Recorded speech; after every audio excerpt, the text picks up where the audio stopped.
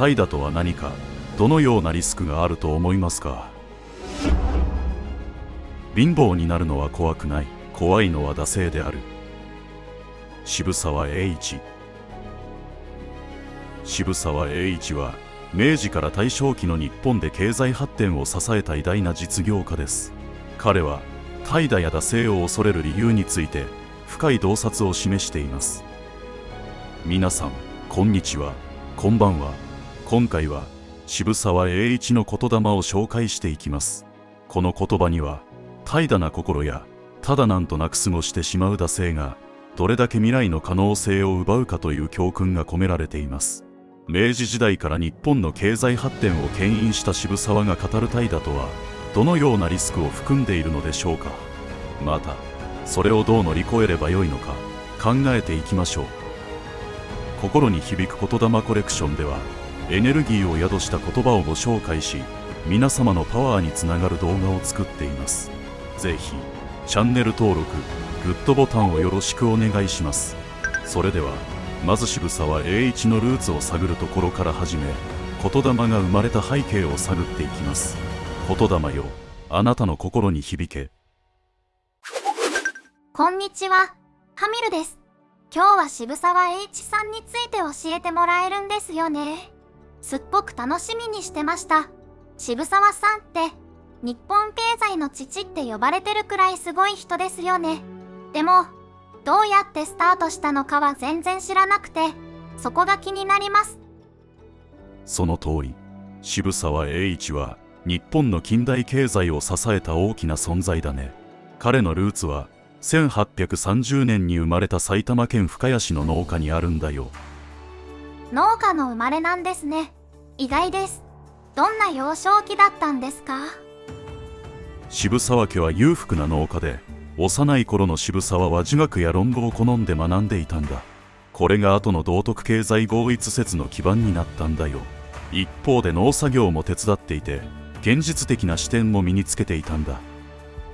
子供の頃から学びと働き、両方を大事にしてたんですね。それがどうして大実業家につながるんですか？渋沢が人生の転機を迎えたのは幕末の動乱期。徳川幕府に仕官し、その後フランスへ留学する機会を得たんだ。フランスではパリ万博に参加し、西洋の近代的な経済システムや資本主義に触れたことで日本にも取り入れようと決心したんだよ。なるほど。フランス留学が彼のその後の道を大きく変えたんですね。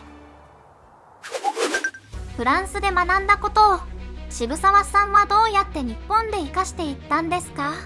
もっと聞きたいです。いい質問だね。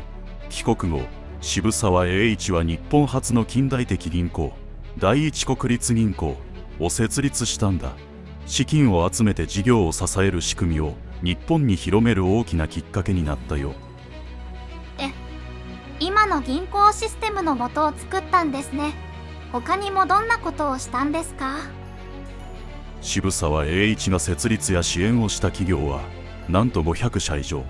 例えば東京ガスや王子製紙、帝国ホテルなんかもそうなんだ。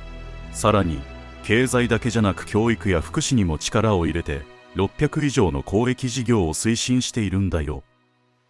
銀行から始めてたくさんの企業や教育、福祉まで本当に幅広い貢献をしてたんですね。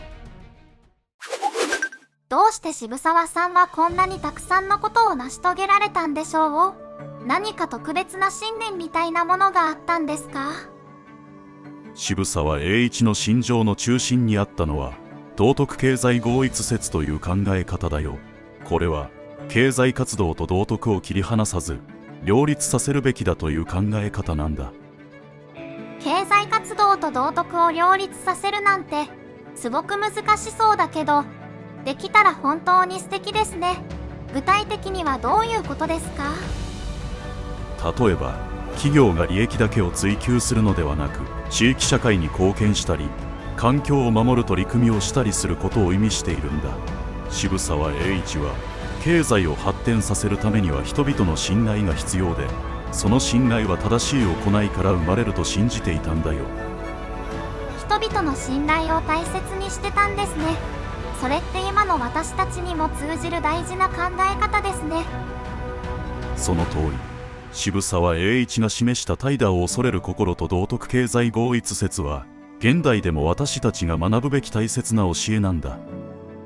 勉強になります。渋沢さんの哲学を私も日々の生活に取り入れてみたいです。渋沢さんが貧乏よりも惰性を恐れろって言葉を残したのは、明治から大正にかけての時代ですよね。その頃の日本ってどんな感じだったんですか？いい質問だね、ハミルさん。渋沢栄一が活躍していた明治時代は、まさに日本が江戸時代の封建制度から脱却して西洋の近代化を急速に進めていた時代だったんだ。じゃあ、国全体が新しい時代に向かって必死に動いてたんですね。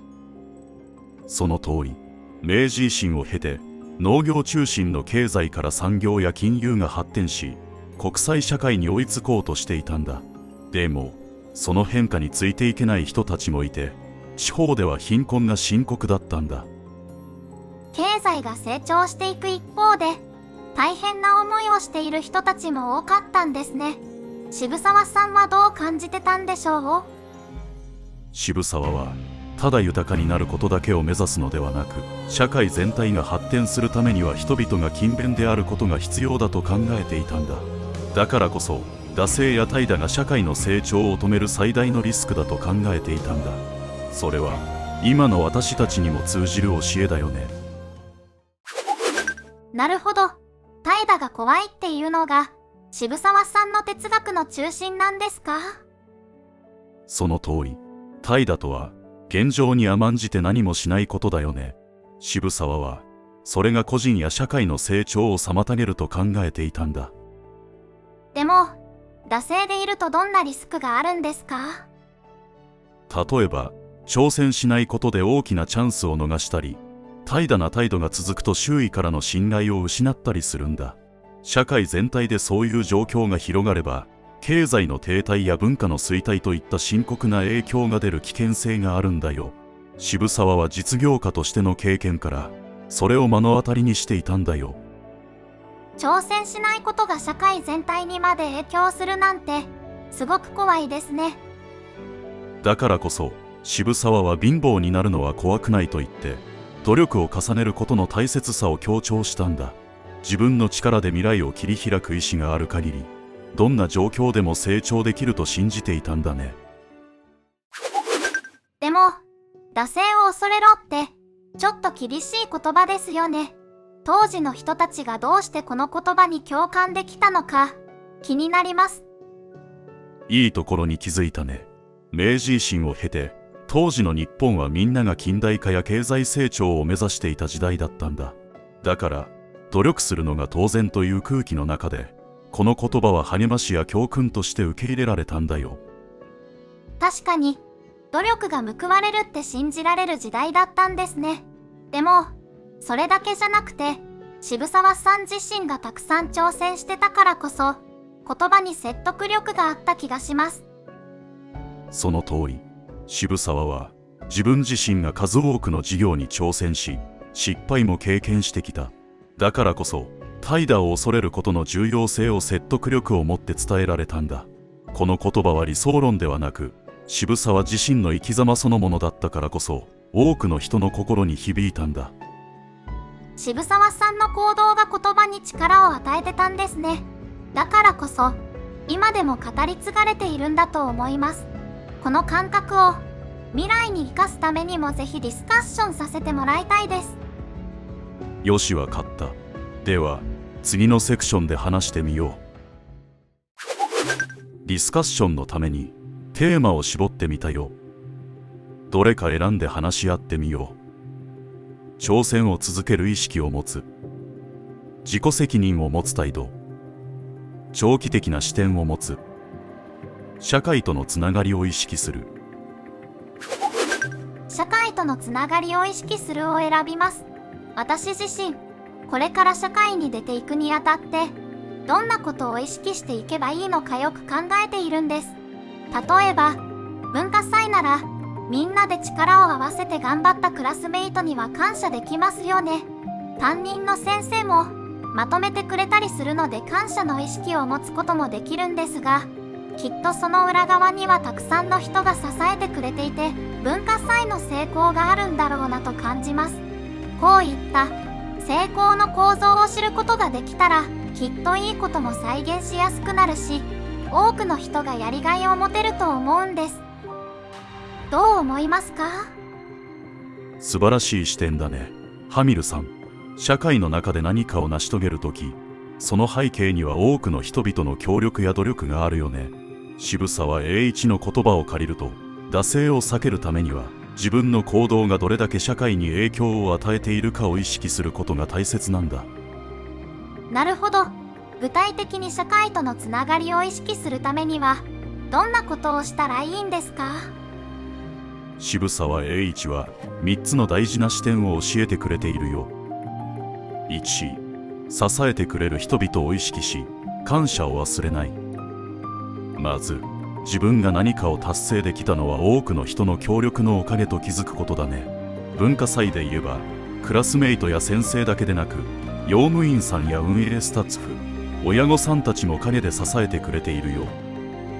確かに、自分が見えている部分だけじゃなくて、その裏側を意識すると、感謝の気持ちがもっと湧いてきそうです。2、自分の役割が全体にどう影響するか考える。次に、自分の役割をしっかり果たすことの大切さだね。渋沢栄一は、誰もがそれぞれの立場で全体の一部を担っていると考えていたんだ。文化祭でも、自分がポスターを作る係だったら、それが全体の雰囲気や成功にどうつながるのかを意識することがポイントだね。役割を果たすだけじゃなく、それが全体にどう影響するのかまで考えるのが大事なんですね。3、良い循環を生む行動を心がける。最後に、良い循環を生むための行動を意識すること。渋沢は、自分が社会に貢献すれば、いずれその恩恵が自分にも返ってくると信じていたんだ。例えば、文化祭でクラスメイトを助けたり励ましたりすることで、みんなの士気が高まって、より良い結果が出る。すると、自分もその成功を共有できるよね。そうか。誰かのために行動することが、結局は自分にもつながるんですね。なんだか、もっと積極的に動ける気がします。今回の話を聞いて、社会とのつながりを意識することで、自分の行動にも責任を持てるようになるんだなって気づきました。そうだね、ハミルさん。渋沢栄一の教えには、個人と社会が一体となって成長するためのヒントがたくさん詰まっているんだ。この考え方は、学校生活や文化祭だけでなく、将来の仕事や地域社会でも、より良いつながりを築くヒントになるよ。見てくださっている皆さんも、どんな場面で社会とのつながりを意識しているか、ぜひコメント欄で教えてくださいね。視野が広がる学びをありがとうございました。ここまでご覧いただき、ありがとうございました。ここでもう一度、あなたに問いかけます。怠惰とは何か、どのようなリスクがあると思いますか？渋沢栄一の言霊、貧乏になるのは怖くない。怖いのは惰性であるは、挑戦する勇気と社会と共に成長する大切さを教えてくれます。個人の行動が社会にどう影響するのかを考え、感謝や責任を持つことで、良い循環を生み出す渋沢栄一の哲学は、現代の私たちにも多くの気づきを与えてくれます。怠惰を恐れ、挑戦し続けること、これを心に刻んで、私たちも未来を切り開いていきましょう。心に響く言霊コレクションでは、エネルギーを宿した言葉をご紹介し、皆様のパワーにつながる動画を作っています。あなたの心に少しでも響いていましたら、ぜひ、チャンネル登録、グッドボタンをよろしくお願いします。そして、コメント欄でご紹介した言霊について、やり取りできれば幸いです。それでは、良い一日をお過ごしください。次回の動画の言霊も、あなたの心に響け。